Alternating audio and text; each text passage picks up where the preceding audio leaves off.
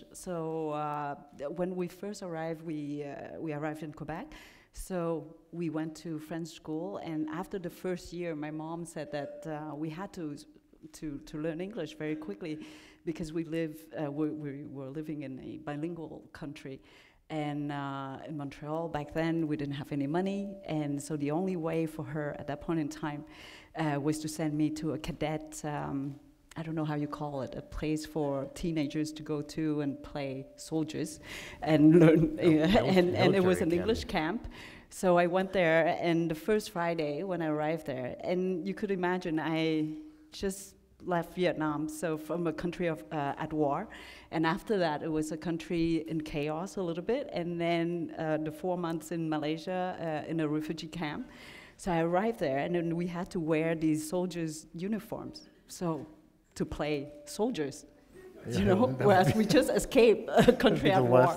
And so we had to stand, and it was very serious, as you could imagine. You know, the beret had to be at a certain angle, and the shirt had to be ironed, well ironed, not like this one.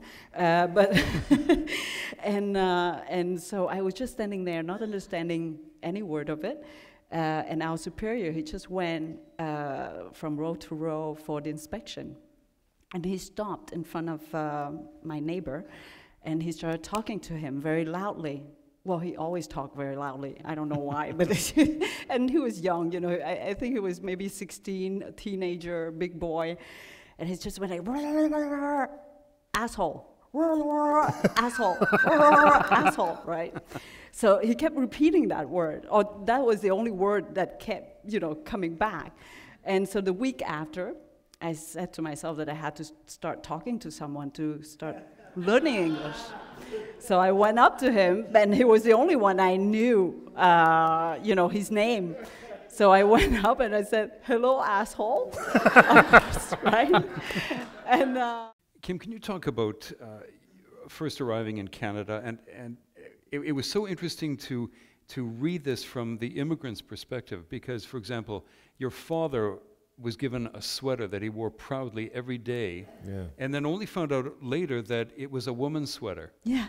And they gave you, was it a toaster or a toaster oven? A toaster, you know, a toaster. And you never used it once, but your family kept moving it from place to place to place. Because it was beautiful, you know, it's like all shiny, and and we had a budget when we arrived. I think the government gave $300 per family, and we had those $300, and we were very lucky because we had a family from Granby in Quebec to take care of us, to sponsor us. So every weekend they would take some time to take us to the markets and show us what to buy. For example, mattresses, you know, pots and pans, because we didn't know where to go, and we didn't have a car, a means of transportation.